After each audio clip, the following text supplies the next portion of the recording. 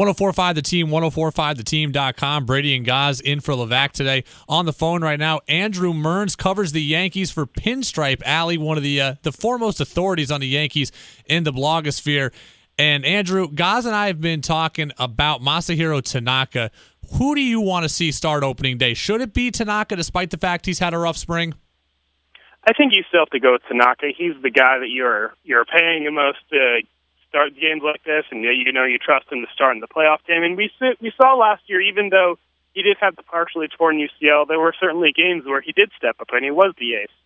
And while I think that there could be an argument, and I certainly wouldn't be opposed to seeing like a Luis Severino out there, given how strong he was down the stretch, it's not the end of the world to just give Tanaka the opening day assignment. I mean, they were giving CC Sabathia that opening day nod a bit longer than they probably should have too, but for just this one ceremonial role, it's not that big of a deal. And Tanaka is still a very capable pitcher, and I try not to read too much into spring training results. That's the top of the rotation. How about the bottom, that fifth starter? Will it be CC Sabathia or Ivan Nova?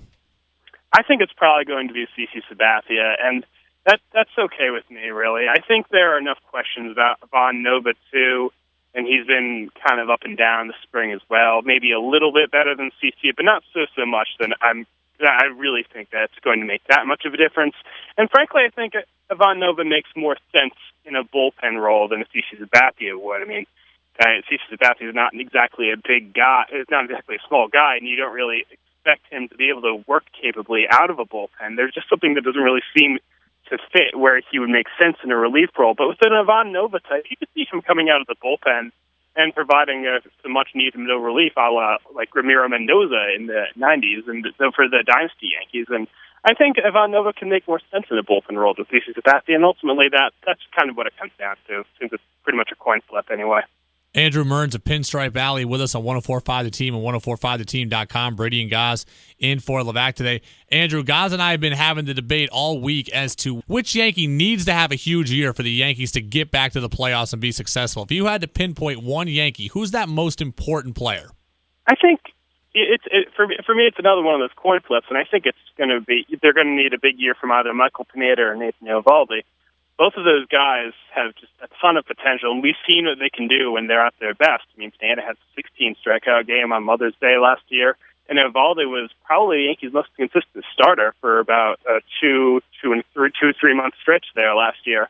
So if one of them could step up and have a consistent, strong season, not even like a Cy Young season, but just something where they're a reliable number 2 starter, that would go a long way sort of assuaging doubts about the Yankees rotation, because right now that is definitely the Achilles heel of this team. How about the player that fans should be the most worried about heading into the season? I think Jacoby Ellsbury is still like a big concern for this team. I mean, he's under contract for quite some time.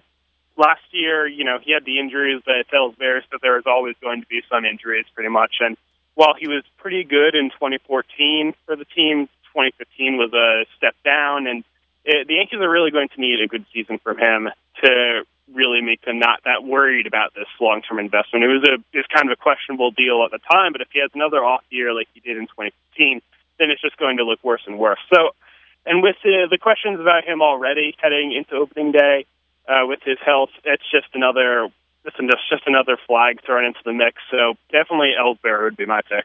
Andrew Mearns of Pinstripe Alley with us on 1045 The Team, 1045theteam.com, getting you ready for the New York Yankees opener, which is next Monday. You can hear it right here on 1045 The Team. Andrew, what were your thoughts on the Yankees offseason as a whole?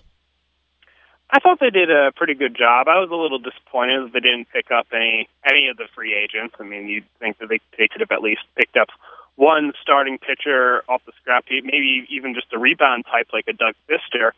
But no, there were no free agent signings. But I mean, maybe if that was a Hal Steinbrenner limitation, then there's not really much that Brian Cashman could do to control that. I mean, we don't really know from the outside, but that's just my suspicion. And I think Cashman did about as much as he could with all those trades. Those were a lot of small little moves to fill major holes. I mean, they were able to acquire pieces that they really needed for price tags that were not really too much. I mean, they got Starlin Castro for Adam Warren, and Adam Warren was a really useful pitcher for them last year, but they needed a second baseman more. And then they got Aaron Hicks for John Ryan Murphy, and you have a couple backup catchers in camp that maybe aren't quite as good as Murphy, but at the end of the day, you don't want your backup catcher to see that much time, and you got a guy like Brian McCann on your team anyway, and in exchange you get a pretty reliable fourth outfielder in Aaron Hicks.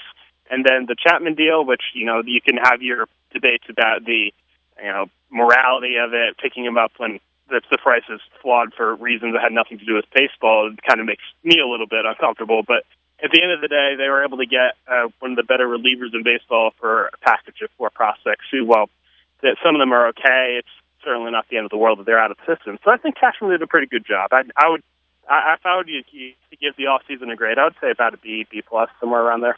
I love the move for Aaron Hicks, but I have to be honest with you, Andrew. I have been crushing the Starlin Castro move all offseason. I know the upside, I know his pedigree, I know the age are all pluses, but his attitude, his defense in Chicago, the fact that he was benched for a rookie last year have all really, really persuaded me to not like this move. What are your overall thoughts on Starlin Castro?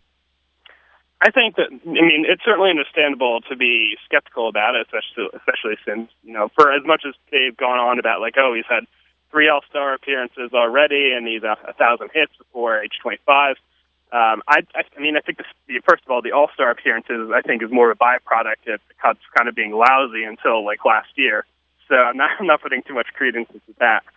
And, there are definitely the questions about his attitude, too. But he seemed to do better in the second half last year, especially the last couple months when he moved to second base. And Joe Maddon said he handled that very well, and he was a leader in the clubhouse. So I think that does speak a little bit to his attitude. And with a wide range of positive clubhouse people like Carlos Beltran in the Yankees clubhouse, that could certainly help improve his maturity. So I don't blame you at all for being skeptical about it, but I'm a bit more optimistic just because they were able to get this guy who clearly has a lot of talent for not very much. And if it doesn't really work out, he's not being paid a huge contract that's unbearable to deal with. So it's not really too much of a concern for me. Let's get your overall prediction on the season. How will the Yankees end up? I think we'll have our Pinstripe Alley predictions post coming out sometime soon, and I'm pretty sure I predicted them for 87 wins, which I think will probably get them right into that wild card game again, and hopefully they don't run into a Dallas Keuchel buzzsaw.